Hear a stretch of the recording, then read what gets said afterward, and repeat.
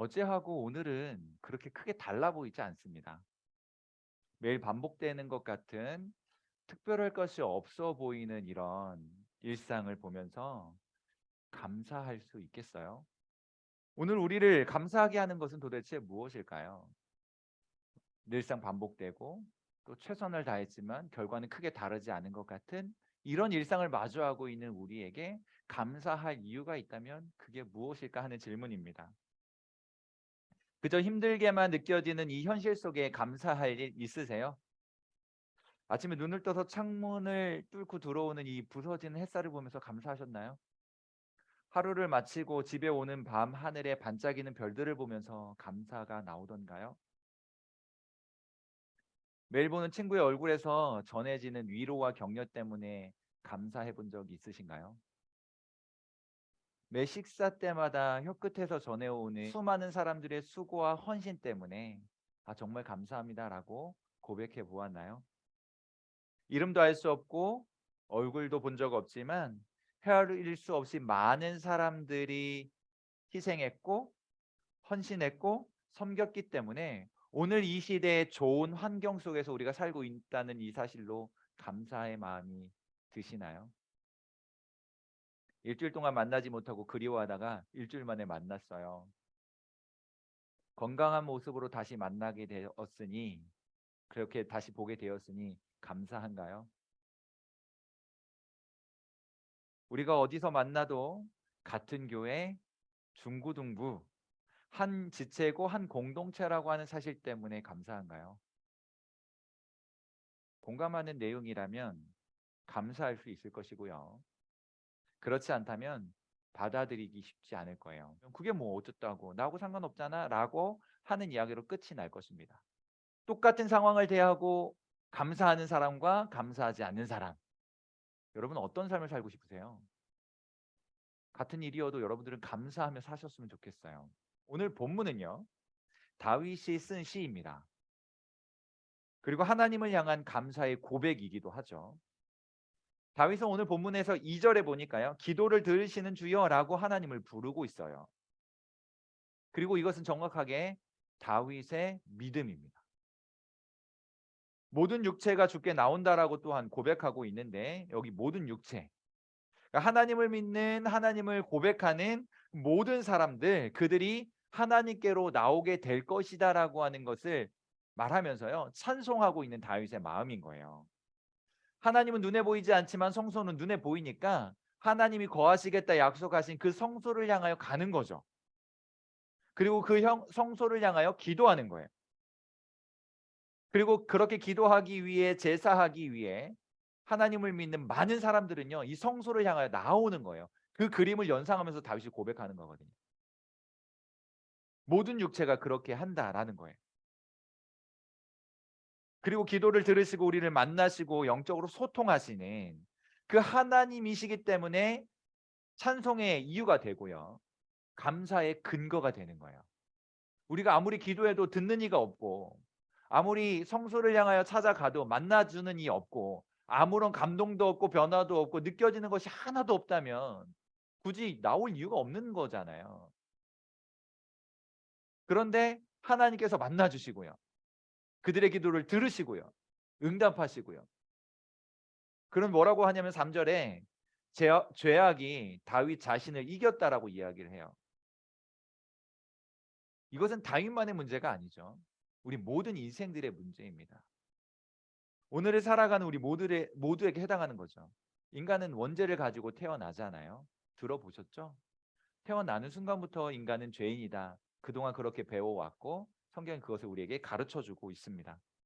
네, 태어나면서부터 원죄를 지니고 있는 죄인이에요. 뿐만 아니라 살아가는 동안 여러분들이 14년을 살았고 19년을 살았다면 그 살아오는 19년 세월 동안 수많은 죄악들을 범했을 거예요. 내가 짓고 싶어서 지은 죄들도 있을지 모르지만 대개는 짓지 않으려고 죄 짓지 않으려고 몸부림쳤지만 나도 모르게 죄를 지었죠. 정확히 그 표현을요. 죄악이 나를 이겼다라고 다윗이 말하고 있는 거예요. 죄악을 짓고 싶지 않았지만 죄를 범하고 싶지 않았지만 죄악이 나를 이겼다라고 표현하는 거예요. 죄와 더불어 싸워 가지고 정직하고 반듯하고 정결하게 살려고 몸부림쳤지만은 어느 순간 나도 모르게 죄에게 지고 말았습니다. 이런 표현이거든요. 우리는 여전히 죄에 노출되어 있고요. 아차 하는 순간에 죄를 지을 수 있어요. 원죄를 안고 태어났지만 살아가면서 날마다 우리는 죄악에 빠집니다. 그렇게 죄악에 빠진 인생의 결말은요, 심판이에요. 비참한 처벌입니다. 우리가 죄를 짓지 않으려고 몸부림치지만 어쩔 수 없이 죄의 영향 아래 있고 죄에 끌려가서 지고 말았고 그래서 죄를 범하게 되었다면 핑계할 수 없이 처벌을 받아야 되고요. 심판을 당해야만 하는 거예요. 그만큼 죄는 우리를 향하여 엄청난 공격을 가해 옵니다. 내가 대항해 보려고 해도 죄는 강력한 힘으로 우리를 공격해 오는 거예요. 그렇게 실패하고 널브러진 우리를 하나님께서요, 일으켜 주시는 거예요. 나는 할 수 없었지만 하나님께서 일으켜 주시는 거예요. 그리고 심판받아 마땅한 인생이지만 하나님께서요, 그 인생의 죄를 사하여 주시는 거예요. 죄를 용서하시고 구원해 주시는 거예요. 깨끗하게 예수님이라고 하는 옷을 지어서 입혀 주신다는 거죠. 예수님의 옷을 벗으면 더러운 우리의 몸이 드러나지만 예수님이라고 하는 정결한 옷으로 입혀 주셔 가지고 그 죄를 가려 주신 거예요. 그래서 그 인생을 구원하여 주신 거죠. 이 또한 찬송의 이유이고요. 감사의 근거가 됩니다. 이렇게 죄의 문제가 해결된 사람들, 하나님과의 관계가 회복된 사람들, 3절에 그들을 주님은 택하시고 가까이 오게 하셨다라고 말씀해요. 하나님 앞에서 이 죄 문제 해결받은 사람이 하나님께 나올 수 있는 은혜를 입은 거예요. 다시 말하면 예수님을 주로 고백하는 사람들, 그들이 하나님께서 택하신 자이고 하나님께 나올 때 하나님께서 그들을 받아주신다는 거죠. 우리가 잘나서가 아닙니다. 우리가 내세울 수 있는 무언가가 있어서가 아니에요. 내가 깨끗해서가 아니고요. 예수님으로 옷 입혀졌기 때문에 그런 거예요. 그래서 내 자신이 보여지는 게 아니라 하나님의 눈에는요, 나를 감싸고 있고 나의 위에 덧입혀진 예수님을 보시는 거예요. 그러니 하나님의 선택은 은혜입니다. 하나님의 선택은 사랑이에요. 우리에게 눈꽃만큼의 근거가 있어서가 아니에요. 하나님이 사랑하셔서 그냥 사랑하셔서 은혜를 베풀어 주시고요. 그냥 사랑하셔서 택하신 거예요. 내가 잘났고 못났고 성적이 좋고 나쁘고를 떠나서 아무런 조건도 필요 없이 그저 하나님께서 사랑하셔서 은혜를 베푸신 거고요. 사랑하셔서 택해 주신 거예요. 그 이상도 그 이하도 아닙니다. 그렇게 주께로 가까이 나온 자는요, 주의 뜰 안에 사는 거예요. 주의 뜰에 거하는 거예요. 주의 뜰은 아무나 들어갈 수 있는 곳이 아닙니다. 먼저 하나님께 택함 받아야 들어갈 수 있어요. 옛날에 왕이 있던 시절, 왕이 살았던 궁궐은요, 아무나 못 들어가요. 왕의 정원은 선택받은 특별한 사람만 들어가는 겁니다. 왕만 들어갈 수 있는 곳이에요. 주의 뜰이라고 하는 것도 그런 개념이에요. 아무나 못 들어가는데요, 주님께서 택하셔서 허락하신 사람들, 그 사람들만 들어갈 수 있는 곳이에요. 그럼 그 뜰에 가면 뭐가 있어요? 여러분들이 좋아하는 연예인의 공연장에 가는 이유는 무엇입니까? 우리가 그런 비용을 들여서 공연장에 가는 이유는 내가 좋아하는 연예인이 거기에 있기 때문이잖아요. 운이 좋으면 가까이에서만 볼 수 있을 것이다, 이야기예요. 그 사람, 그런 존재와 가까이 하고 교제할 수 있고 이것을 우리는 기대하면서 그 공연장을 찾아요. 그게 좋으니까. 주의 뜰에 들어가면요, 주님과 만나고요, 주님과 교제하는 일이 일어나는 거예요. 단순하게 그 뜰을 밟았다가 아니고요, 빈 공간에 땅만 밟은 그런 의미가 아니고 주님께서 만나 주시고요, 주님께서 우리의 소리를 들어주시고요, 우리의 기도에 귀 기울여 주시고요, 우리를 안아주시고요, 외로울 때 말씀하시고 답답할 때 그 마음을 시원하게 해주시고 필요한 것들을 공급해 주시고 허기질 때 먹여주시고 함께 하시면서요, 교제하시는 거예요. 그 뜰에 잠시 머물다가 집에 돌아가는 것이 아니고요. 여기에 주의 뜰에서 거한다라고 하는 것은요. 영원히 산다라고 하는 의미가 담겨져 있어요. 그렇게 좋으신 주님과 영원히 이 은밀한 왕의 정원에서 살게 하신다 이런 말이에요. 그래서 우리는 이 뜰에 들어간 주의 뜰에 들어간 사람들이 복되다라고 말하는 다윗의 고백을 듣고 있는 겁니다. 거주한다라고 하는 건 더불어 함께 살고요. 함께 공유하고요. 그렇게 교제하고요. 친밀하게 거한다는 거예요. 하나님께서 우리에게 허락하신 성소는 성막은 하나님 만나 주시기로 약속한 장소입니다. 언제든지 그곳에서 만나 주시겠다 약속하신 곳이에요. 그리고 우리는 날마다 그곳을 찾는 거예요. 그곳을 그리워하는 거예요. 그곳에서 하나님의 말씀을 듣고 그곳에서 우리의 마음을 하나님께 보여드리고 서로 친근하게 여기면서 서로 교제하면서 행복하게 사는 거예요. 사랑은 같이 있는 것만으로도 좋은 거잖아요.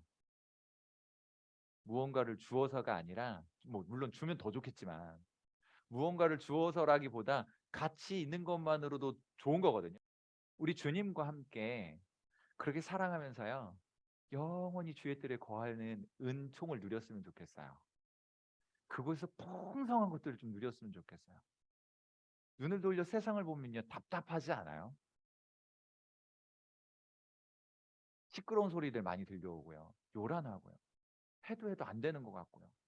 정말 밤을 새가면서 노력했는데도 별로 달라지는 거 없는 것 같고 나아지는 거 없는 것 같고 나는 실패자인가 뭐 이런 생각만 계속 들어오고요. 세상을 들여다보면 그럴 수밖에 없어요. 그러나 눈을 돌려 하나님을 바라보면 주의 뜰 안으로 들어가면요. 그곳에서는 세상이 말해줄 수 없고 세상이 줄 수 없는 그런 어마어마하게 좋은 것들을 누릴 수가 있어요. 특별히 하나님과 친밀한 교제 속에 풍성함을 누리게 됩니다. 그 은혜를 좀 사모했으면 좋겠고요. 그걸 누리면서 이 땅을 살아가는 힘을 삼고 이 땅에서 포기하지 않는 소망을 삼고 이 땅에서 하나님을 바라보게 되는 근거가 되고 그래서 이 땅에서 감사를 노래하고 찬송할 수 있게 되기를 축복합니다. 그런데 5절에 보니까요. 우리 구원의 하나님이여 라고 말해요. 그러면서 이 땅의 모든 사람이 의지해야만 하는 주님이라고 표현해요. 우리가 의존해야 할 분은 오직 하나님뿐이십니다. 기가 막힌 이 현실을 살아가는데 여러분들이 마주한 세상을 살아가는데 오직 의지할 분은 하나님뿐이세요. 지금은 성적이 보험인 것 같고 많은 부가 나의 인생의 행복을 보장해 줄 것 같고 그래서 그런 것들을 얻기 위해 몸부림치며 막 혈안이 돼서 쫓기듯이 살아가지만 나중에 시간 지나면 아니구나는 생각이 들 거예요. 하나님의 뜰 안에서 진짜 행복을 누리게 되는 거예요. 이 땅이 줄 수 없는 이 세상이 우리에게 허락해 줄 수 없는 그 놀라운 것들을 하나님의 뜰 안에서 누리면서 행복을 고백하게 되는 겁니다. 그러면서요. 우리는 하나님만을 의지해야 할 사람이라고 하는 사실을 깨닫게 되는 거예요. 그 속에서 발견되는 하나님의 속성들 때문에 그렇습니다. 우리가 본문으로 읽지는 않았지만 6절부터 저 13절까지 쭉 잘 읽어보시면요. 창조와 관련된 이야기들을 이렇게 발견하게 됩니다.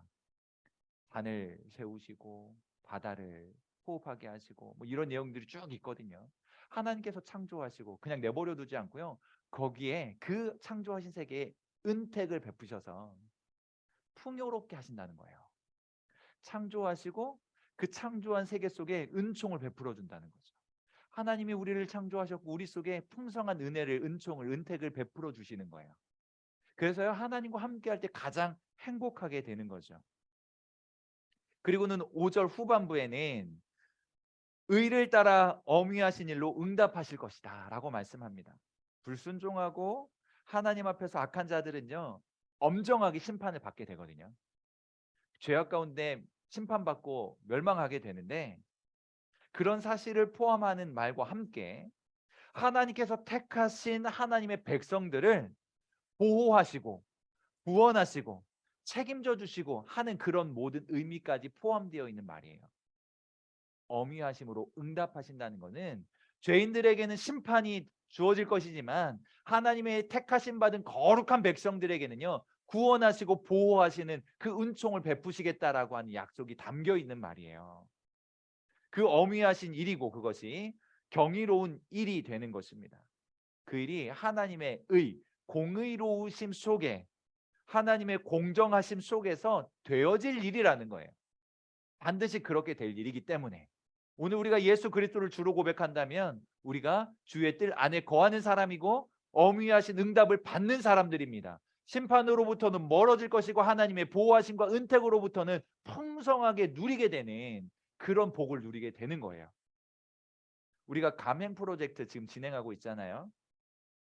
매일매일 감사한 일들을 찾아서 감사를 고백하기가 쉽지 않아요. 그렇죠?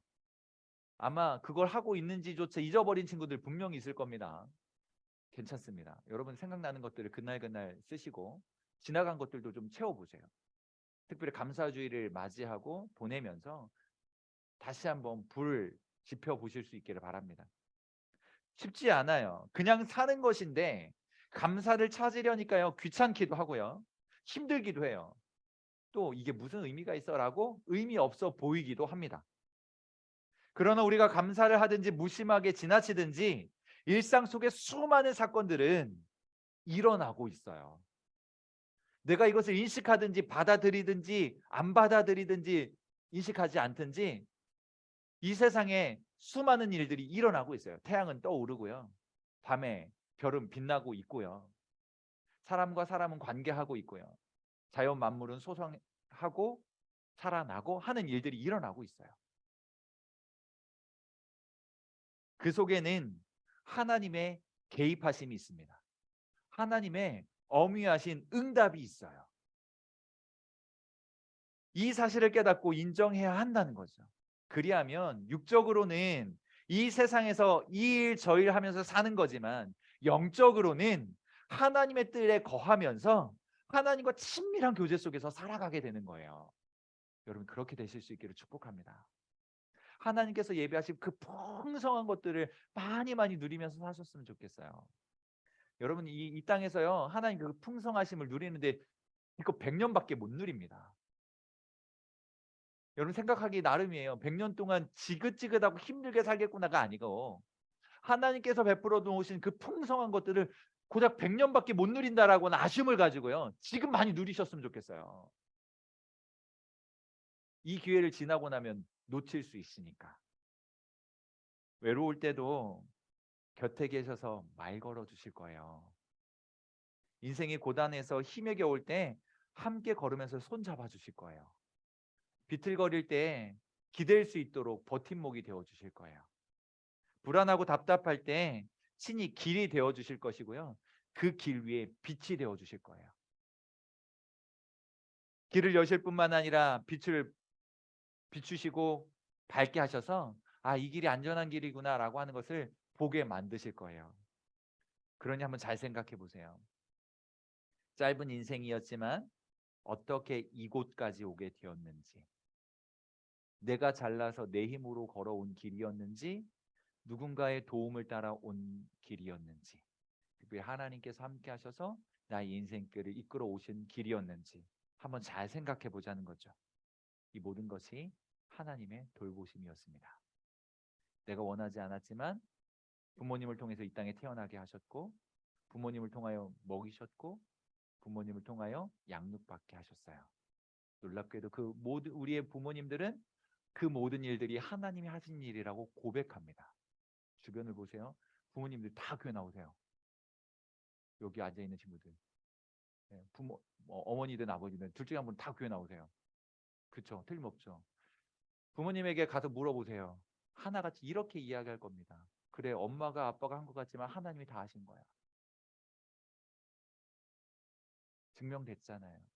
아, 엄마 아빠가 한 게 아니구나, 하나님이 하신 거. 여러분들의 인생을 지금까지도 하나님이 이끌어 오셨고 앞으로도 이끌어 가실 것입니다. 그 하나님의 뜻 안에 거하면서 그렇게 감사를 고백하는 여러분들 되시기를 축복합니다. 우리에게 감사의 이유는 있습니다.